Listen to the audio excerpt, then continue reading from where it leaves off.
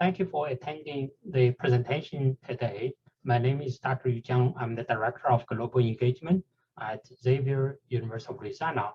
The title of my presentation is called From Ancestral Worship to Pursuit of Immortality, Bronze Age to Pre-Buddhist Chinese Art.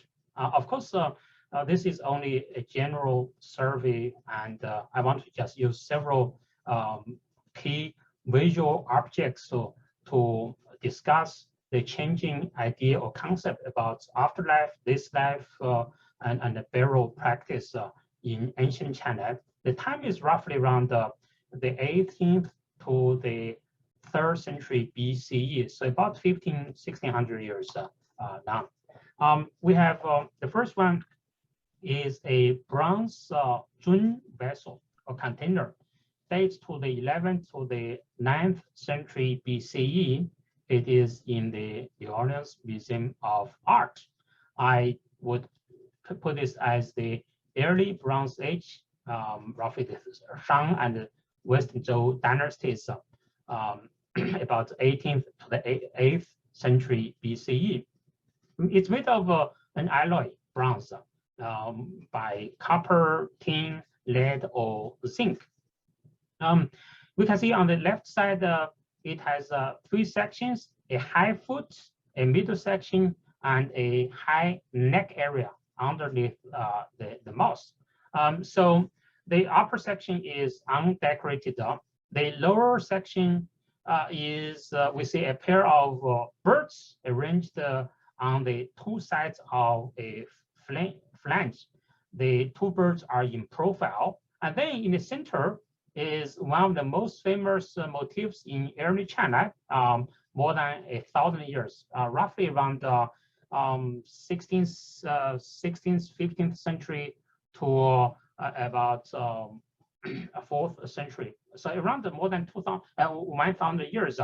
It's the most conspicuous part of this motif is the 2 eyes, and then projected above ground. And then, in addition to two eyes, we have a pair of horns, C-shaped horns on the top, ears, and nostrils, the nose, the mouth area. And then both the birds and the Taotian motif have those sparrows, very finely incised lines when it was originally made before casting on the molds. So fine lines of sparrows as the background. So main motif in relief versus a background motif of sparrows. So Taotian. So what does this Taotian mean? Well, it's a later term used to describe a mysterious, voracious animal that really likes eating.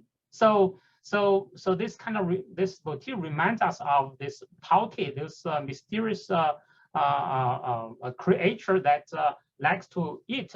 We use the word Taote to describe them. So what is the function?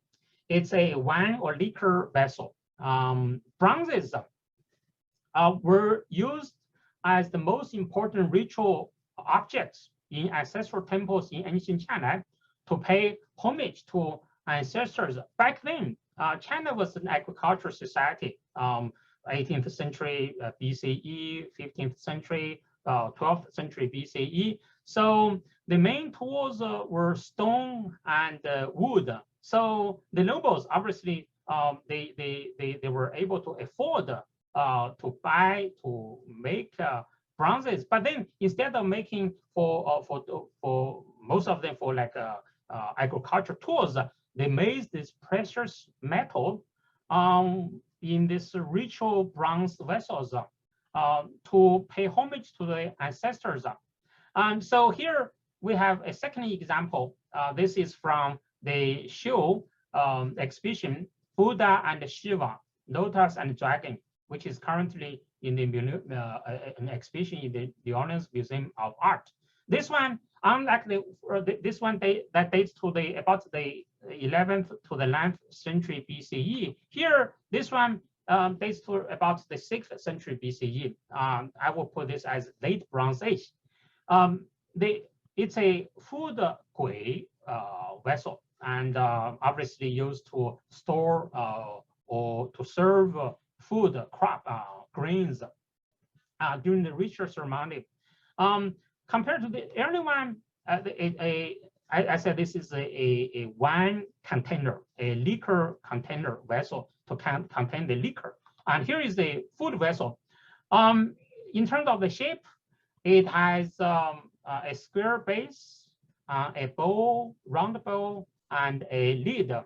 Look at the two handles shaped like dragons, and then the projections on the top. So this, and then on the surface, both the base, the bowl, and the lid, they have the wave-like patterns on the surface. So this is a very good balance between very structural three-dimensionality of the handles and the projections, and the relatively flat surface of the vessel.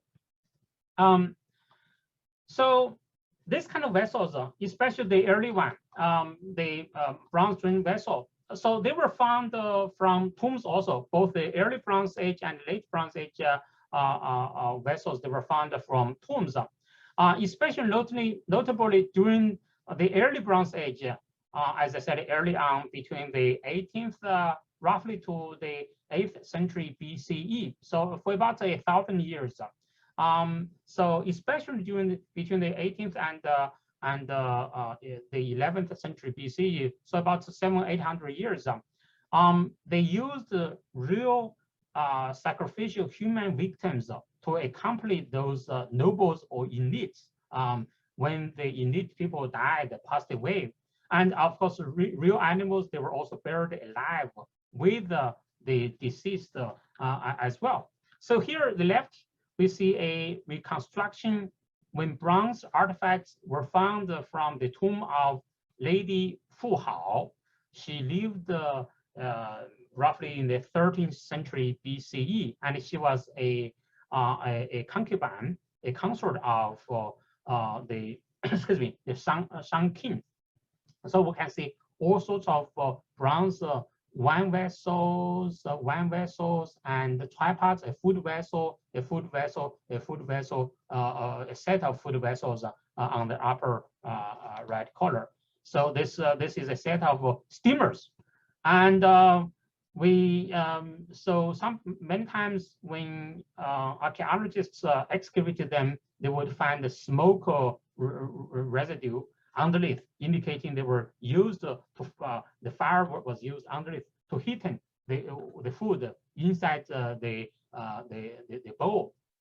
So during this time, like here, the 13th century BCE, still during the early Bronze Age, roughly the 18th to the 8th century BCE, it seems that the center of communal and family activity and festivity really was focusing on the ancestral temples, not on individual tombs. So when one passes away, the afterlife underground was considered as a continuation of this world. And so there's no abrupt rupture between this world and the next world or afterlife. Rather, the afterlife, when one physically passes away, is an extension of this world. So as such, all the luxury that a person enjoys, be he or she like a noble or elite person, or from the higher class, or from an older person, whatever he or she enjoys this life, should be also, this courtesy should be extended after for the afterlife. As such, so whatever they enjoy, bronze vessels, jade objects, potter vessels, all the luxuries stuff that they enjoy in this life, they should also be buried underground as well. I mean, if the person has enjoyed servants, it's likely for the elite, they would be able to afford to have servants buried alive with them also. So the tomb, in a sense, becomes his or her home underground. So how is this ritual? How these ritual vessels are used? So here we see a bronze altar set, which dates to roughly the 11th century BCE, still in the early Bronze Age. Today, this set is in the Metropolitan Museum of Art in New York City. So most of those vessels are liquor wine vessels, and then there are two: a bronze jia tripod and a bronze ding tripod vessels. They are the food vessels. The rest of them, most are the liquor vessels. So such a set would have been placed in the ancestral temple for the living to make offerings of food and liquor drinks to his or her ancestors. By satisfying the ancestral spirits, the living would make sure the family lineage to continue prosper and to have a good fortune to continue. So this is the main thing. So the ancestral spirits, they've got to be satisfied. They got to be well fed for the afterlife. So that's so this is a reflection of our piety toward our ancestors who made our current life happy, current life possible. So the lineage. So that's why the early Bronze Age, the family lineage, they claim this kind of continuation of this family lineage. This is the really focus of the early ritual life during the early Bronze Age, between about the 18th century to the 8th century BCE. So how did the worship ritual look like? So according to ancient Chinese classic, roughly about the 4th or 5th century to the 1st century BCE, the Book of Rites. This book was is about the social norms and the ceremonial and the governance of the Bronze Age Zhou dynasty. So we can read it. Thus, the dark liquor is offered in the inner chamber, the vessels inner chamber of the ancestral temple. The vessels of fermenting juice are near its entrance. The reddish liquor is in the main hall, and the clear in a place below. Animal victims, sacrificial real animals that were buried, that were sacrificed, they are displayed, and the tripods and the stands are prepared. The lutes and all the stuff, bells, stones, drums, music instruments, they're nicely arranged also. So and then the prayers and the benedictions are framed. So all these elaborate measures, elaborate equipment, elaborate offerings are meant to feed well the ancestral spirits. Make sure they are in good spirit, they are well fed, they are satisfied. So the left is an idealized plan of the Zhou royal ancestral temple. You can say multiple generations of kings. They were worshipped here. So we have seen this. This left one is once again an early Bronze Age Zhun liquor or wine vessel with this taute zoomorphic motif. Most important, I would like you to remember, most important function of such vessels during that time, during early Bronze Age, roughly 16th, 18th, 17th century to the 8th century BCE. They are used as ritual vessels for ancestral worship. They were on display. They are used the ancestral lineage temples. And then we also enter late Bronze Age, about 8th to the 3rd century BC. Of course, the dates are not, they are for the sake of our discussion. The traditions often continuously evolve. But then for the discussion, for our discussion, we put this as like a roughly 18th or 16th century to the 8th century BC, and then 8th to the 3rd century BCE. So that's for our discussion. So we have a second late Bronze Age container, and we have a bronze Hu vase, the 6th to the 5th century BCE. And So bronze with a gold and silver inlay on the surface, we see it's a very graceful artifact. And now it seems to be the focus is on the motif rather than on the surface, like the kind of complex surface projections or three-dimensionality or sculptural quality. Rather than that, it's on the smoothness of the surface and the graceful balance between the shape and of the scale.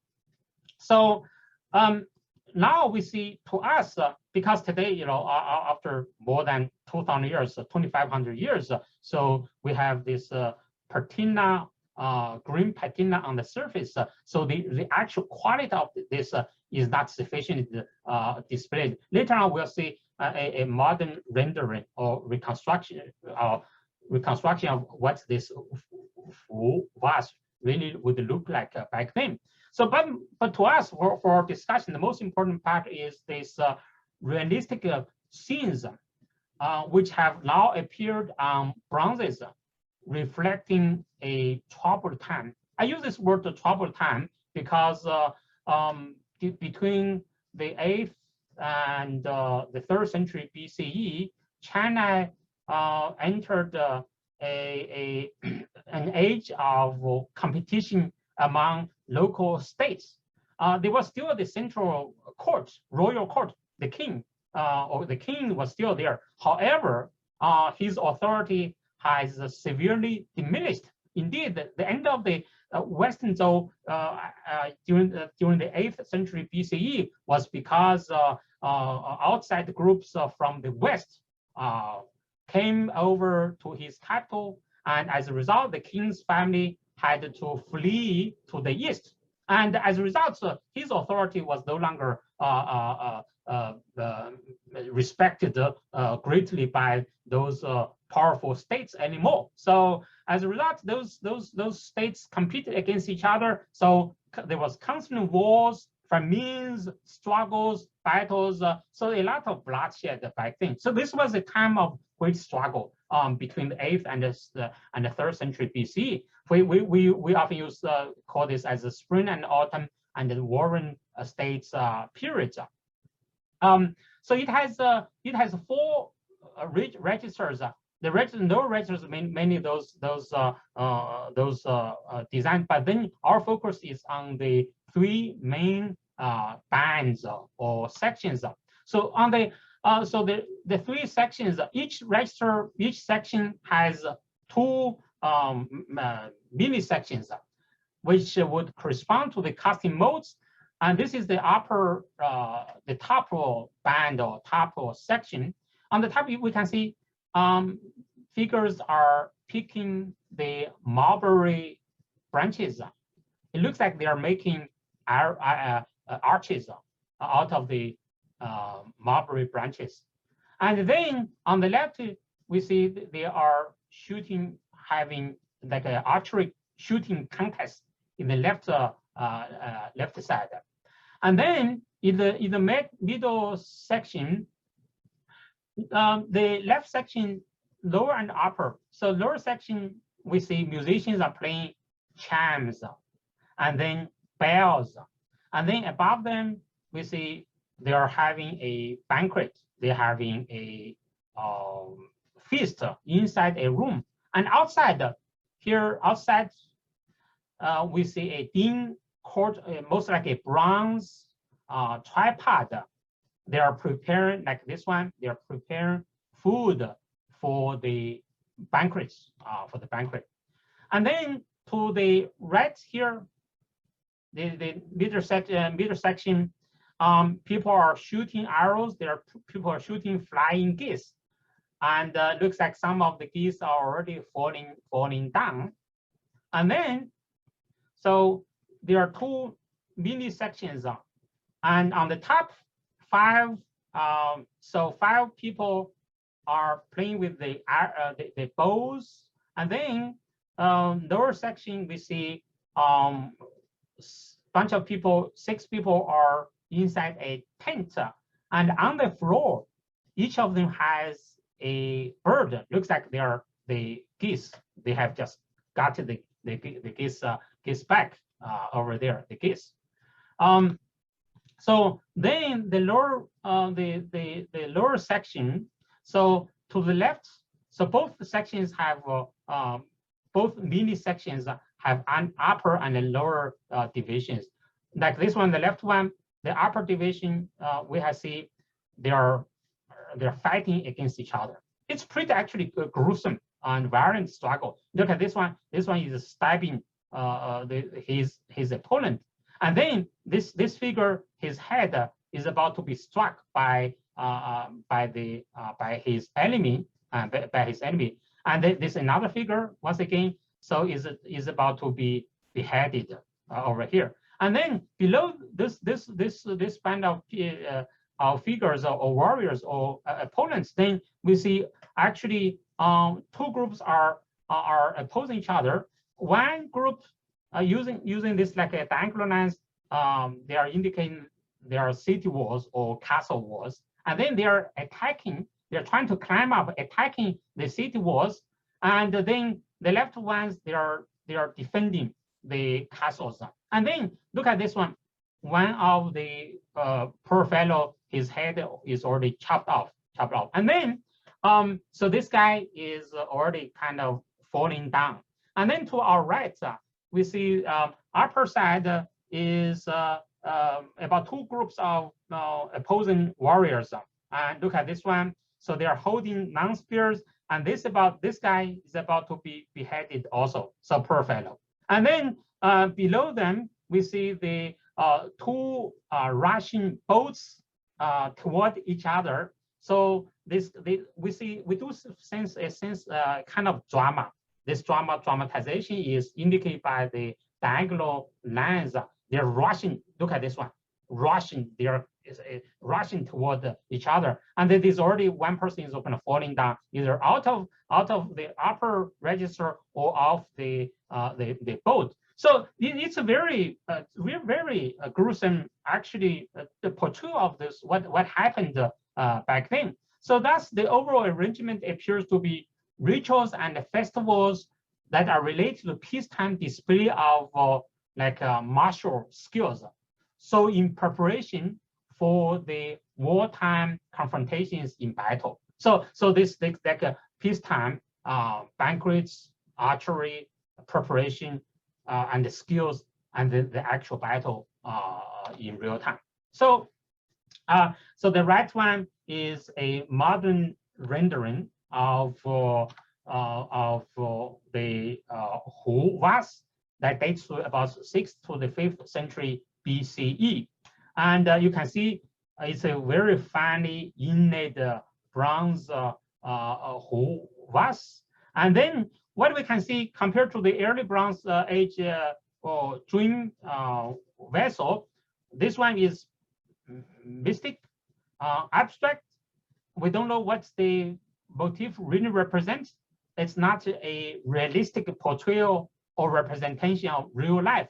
By comparison to the right, the content is rather realistic. It portrays what is going on that time, and the story we see people are interacting with each other. Actually, they're battling each other in the third register, third band, and so there's also like a narrative procession or story going on. Generally, this kind of like the figures are continuous. Overall, this Hu vase has more than 200 characters on the surface. So right now, it's not only the surface, but also the content. Not only the style, but also the content of the vessel. So what's the reason? What's the reason? I think so. Scholars generally think that, as I mentioned early on, the early Bronze Age, we're talking about lineage, family lineage, family clan lineage. It's about one's status is owing to a great deal to his or her inherited status. where he comes from or she comes from, his or her family background, his status or her status relies on the ancestors. And then, so that's why they spend so much time paying homage, and they spend so much the very precious resources, wealth on satisfying the ancestral spirits. And then later on, during the Warring States period, or during the late Bronze Age period, between the 8th and the 3rd century BC, because there was so much struggle, and so the one's inherent status still important, but then you also have to make extraordinary efforts to fight. So the status you can achieve, you may come from a modest family background. Unlike in the early time, now by your personal efforts, by your skill, by your interpersonal skills, by your strength, by your efforts, you may be able to achieve still high status. So as a result, the ancestral worship, the importance of ancestral worship diminishing greatly. And now we see a great celebration of personal achievements. And also at this time, so around the 6th century, 5th century BC, we see there's a transition from the major festivals or activities or celebrations often occurred or happened around those major tombs, individual tombs, rather than in ancestral worship. So we'll see that from ancestral worship gradually from ancestral lineage temples to personal tombs, and then from a collective family status to personal achievements. That's what I want you to walk away with this message. And then, so in the year 2021 BCE, 221 BCE, in the 3rd century BCE, one of the major states, the Qing, was able to conquer all other competing groups and states, and was able to unite China, thus beginning the first empire of China, the Qing Empire. The Qing Empire was a short-lived empire. It was followed by the Han Dynasty or Han Empire. So the 3rd century BC was thus the beginning of the Chinese imperial history for more than 2,000 years until 1911 CE. So roughly 110 years ago. And the Han had the Western and Eastern Han dynasty. The first was Western Han. After the Western Han court was ransacked, they fled to eastern to Luoyang, and then established the Eastern Han dynasties from the 3rd century BCE to the 3rd century CE. So when the first emperor, he called himself first emperor because he was really the first guy who was able to unite China. He was very proud of his achievements. Like I mentioned a moment ago, even before he was able to unite China, he already started building his tomb complex. I'm sure everybody has seen this a similar photo about his underground army, Terracotta Soldier army. Indeed, there's a total of 4 pits. This is the pit number 1, which is the largest. Those 4 pits function as the actual army, a command center, and the weaponry for the underground army. So we should notice that most interestingly, now instead of sacrificing human victims for the tomb complex, clay or terracotta figures now function as the underground army for the emperor.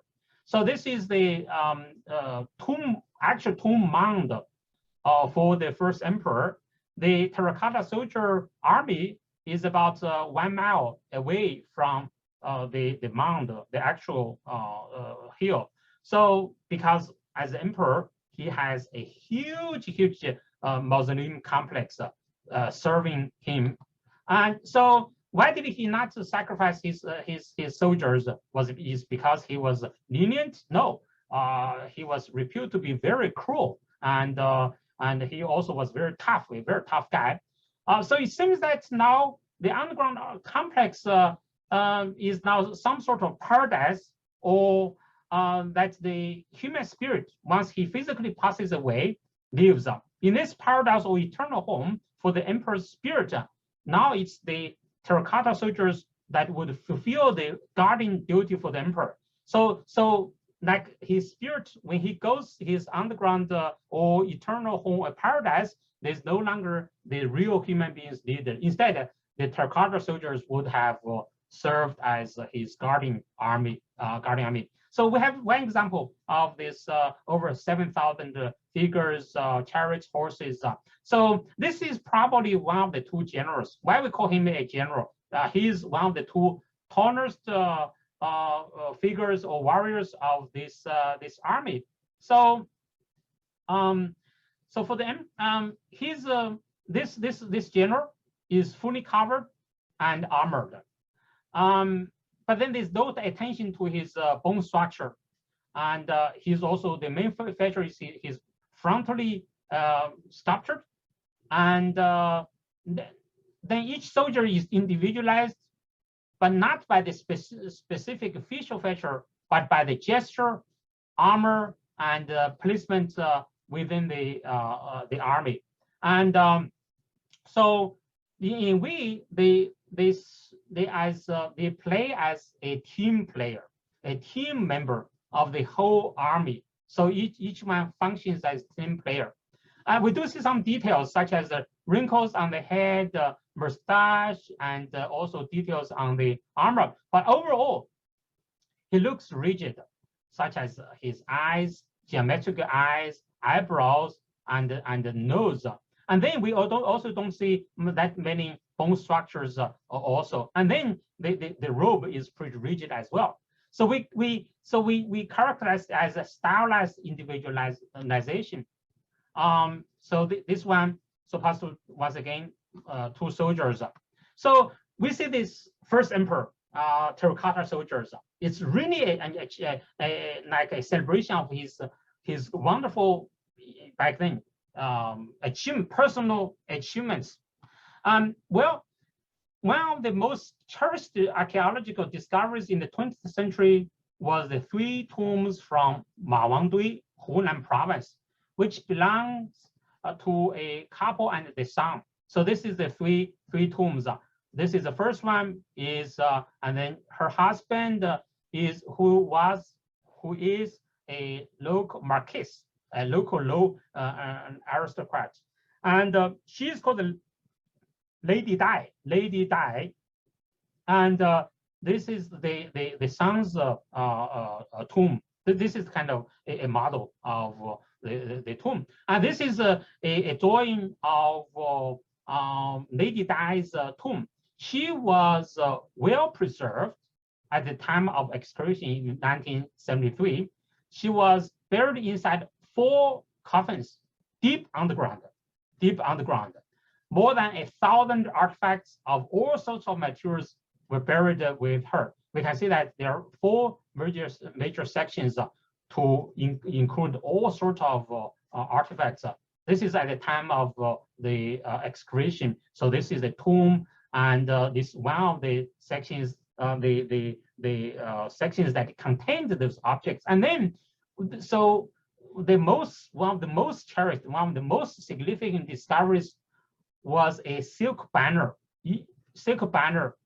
that was placed in the innermost coffin. I mentioned the 4 coffins, innermost coffin, with this Lady Dai. The dates of this tomb was the 2nd century BCE, and the banner is T-shaped with Incan color on silk, about 81 to 36 inches. So this is the Incan color on silk, and then this is a drawing, So scholars have different views about what this banner is, the function of this one, and what really is happening. There's no consensus. But generally speaking, we may divide this into 3 worlds or 3 spheres. One is this underground world, and one is like this world, and possibly including this the lady as this from this section to this section, and then the heavenly or the universe world.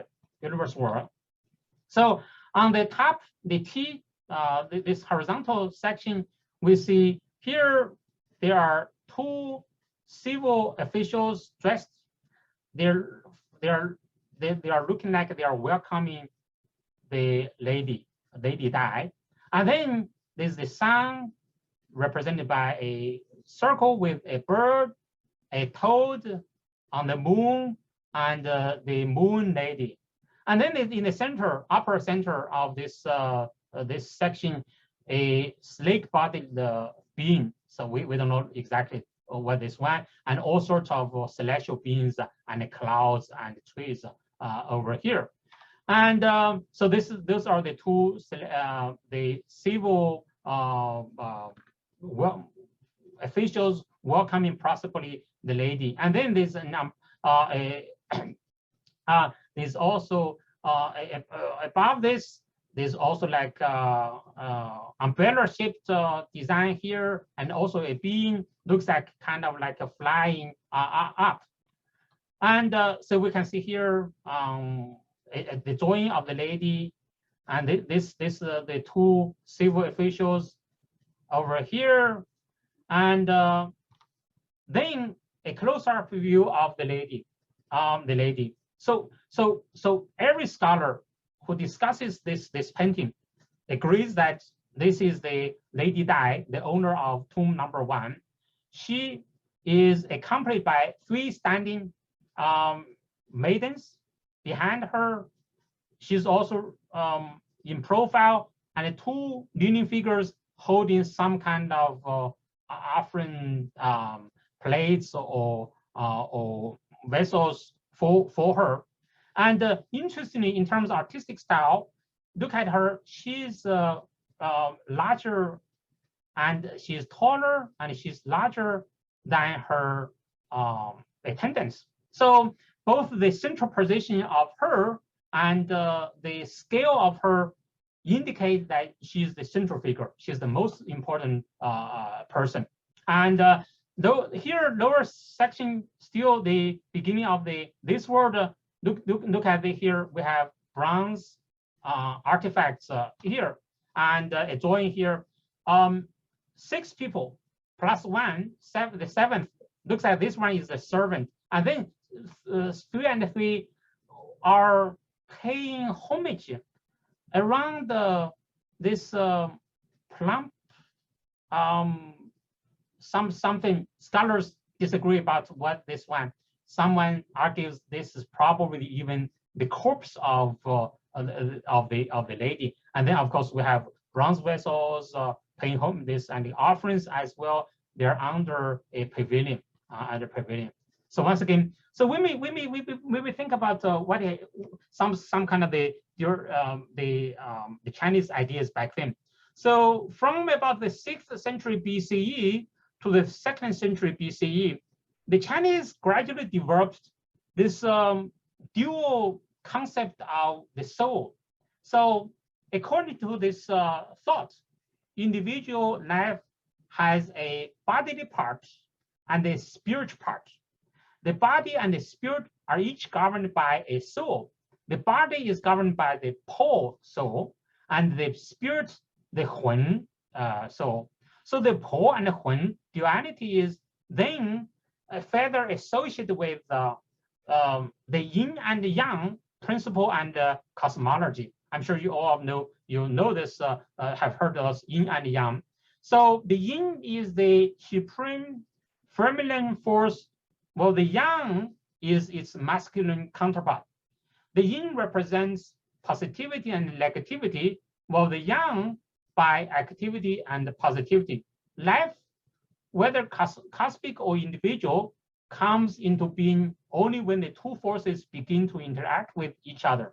Heaven and earth are the highest embodiment of the yang and yin, especially when the heaven and earth and the yang and yin interact and are well balanced. Beginning in the 2nd century BCE, so according to the thought, the Hun, the spiritual part, and the Po, the body part, they would form a harmonious union within the human body when the person is alive. At death, the two cells separate and leave the body. The Hun, the spiritual part, goes to heaven at death, while the Po, the bodily heavier part, or the physical part, goes underworld below. So it is very likely that this lady is the embodiment of her Hun soul, the spiritual part, who is on the road to the celestial, the heavenly world, And so, but then there's also bureaucracy in the heavenly world. There's a celestial government which oversees human activities before they are accepted into heaven. They remember there's the Hun soul and the Po soul. So there are at least 4 departments in the heavenly government. There's a Department of Fate, Department of Longevity, Department of Good Deeds, and Department of Evil Deeds. Each department keeps a detailed record or detailed dossiers of all living persons' activities. So, for example, if the person commits a series of very bad crimes, and so after he passes away, his Hun, spiritual soul, when it goes to heaven, the soul goes to the department of his Hun soul, is then kept in the Department of Evil Deeds department. And it's vice versa. If he has constantly improved himself, improved his behavior, even if he may begin with very bad behavior, he can improve. And when his Hun spiritual soul goes to heaven at death, he may end up in the good deeds department, good deeds, vice versa. So this is a direct reflection of the Han Chinese government at that time relate to. So it's this celestial or heavenly government is kind of a representation of the real world department of bureaucracy. Then not only the Hun, when it goes to the celestial government, which has this bureaucracy, the underground also has a government that also has a similar arrangement of those different departments, which monitor the deeds or the activities of the person. Then from an inscription from tomb number 3 at Ma Wang Dui asks, this also, according to the inscription, it requires the household assistant to notify his counterparts in the underworld, who is the assistant to the Lord of the underground. So the inscription asks this household lady Dai or this family's household assistant to tell his counterpart in the underground world about the arrival of the deceased. In this case, is the son of Lady Dai. So we can see that. So in this case, from the silk banner, so her soul, the Hun soul, the spiritual part, probably goes to the upper world, the heavenly world, and her, in case of her Po, bodily soul, then goes to the underground.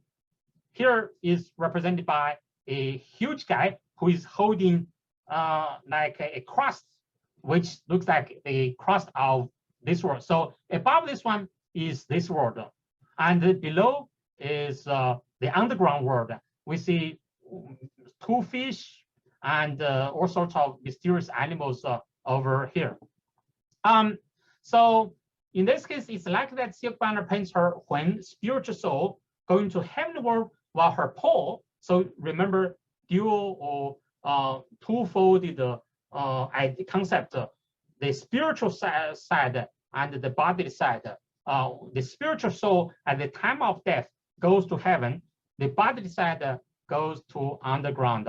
However, even if when the Po soul returns to earth, when the body is buried, it has to the durability of the Po or the bodily soul depends very much on the condition of the body. So if the body is well preserved and properly buried, then the bodily or the poor soul would not only rest in peace and remain close to the body, but probably also last longer. So as a result, the Han Chinese in the 2nd century BC, 1st century BC, they spend so much time and energy trying to preserve the body of the deceased. And one of the most important measures often they took is to, like this one, we have one of the very, very extraordinary example. A prince, Prince Liu Shen, in Hebei, in North China. So his body was enclosed in a jade shroud. And the jade shroud is shown by, linked by those golden shreds or golden lines. So jades have, since like about 4th millennium BCE, 5th millennium BCE, have been functioning extremely in the culture of in ancient China.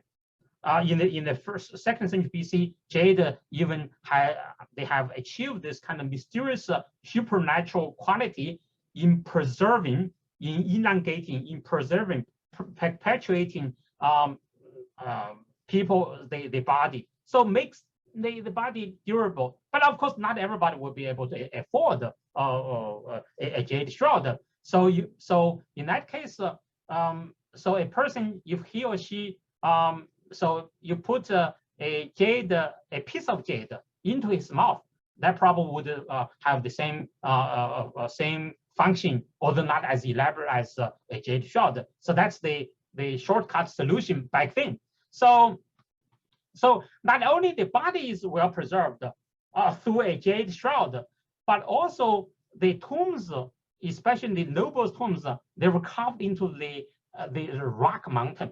And in this case, you see the porch, the stable, and the storage area. And this is kind of like the burial central chamber. The central chamber, it's kind of like a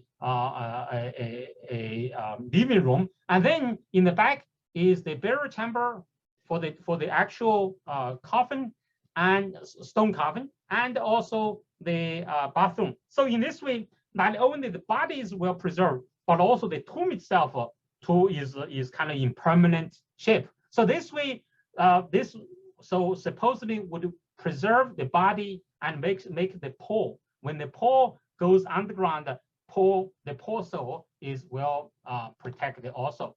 So the idea of heaven and hell back then as opposing sides, as a reward and punishment in the afterlife, was not fully developed in Chinese thought until the arrival of Buddhism. So after Buddhism arrived in China, it gradually synthesized, combined traditional Chinese thoughts on heaven, on immortality, and afterlife, as well as the Buddhist concept of nirvana, which is the total liberation from the cycle of birth, illness, and death and rebirth. So this concept of nirvana even transcends from the existence of immortals as well. So I should add that during this time, so beginning around, once again, about 6th century to the 2nd century BC, but then formulating around the 1st century BCE, the emperors, because they have made so many achievements, they were celebrating the achievements, and also they were enjoying this life. So they wanted to try to perpetuate the life. They want to become immortals. They made extraordinary efforts to try to perpetuate the life. And that's of course another story. But for the time being, what we want to see is so the 1st and 2nd century BC was representing the time right before Buddhism arrived in China in the 1st century CE or AD. So this was a time when profound social and ideological changes occurred right before. So we will see. I want to summarize our discussion today. So I roughly divide this into early Bronze Age, late Bronze Age, and the Qin and Han, the first empires of China, from the 18th century to the BCE to the 3rd century CE. So early Bronze Age really focused on the ancestral worship. The motifs are often abstract, mystic, and the vessels, bronze vessels, they were primarily used for ancestral worship in family lineage temple. And back then, afterlife is considered as a continuation of this life. And then late Bronze Age, between the 8th to the 3rd century BCE, so gradually we see a diminishing of ancestral worshiping. And then more and more focus was on the individual achievements. And then, so how does this represent, or how is this reflected? We see individual tombs are now gradually superseding ancestral temples as the center of festivals and activities for families.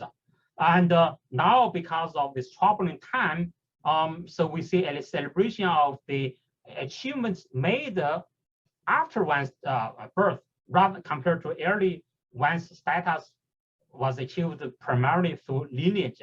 And then this tradition continued during the Qin and Han empires between the 3rd century BC to the 3rd century CE. So there were efforts, especially by the nobles, by the emperors, to prolong or to perpetuate this life. There's also this dualist idea of the Hunan poor souls, because nobody knows exactly what happens. It's like a thought. And the Hun is the spiritual soul to go to heaven, and the Po is the bodily soul to go underground. But there's also they were concerned about this kind of impermanence of after for the soul, for the Po soul, and therefore they carved the tombs out of stone mountain, and the bodies were covered with jade shrouds. So this was time right before or when Buddhism was introduced in China, which was the 1st century CE. Gradually, Buddhism combined different ideas, traditional thoughts, and with its own idea of Nirvana about this profound relief or liberation from the cycle of birth, illness, and rebirth. This cycle, even this kind of immortality, was no longer an objective. Thank you. So I have some further references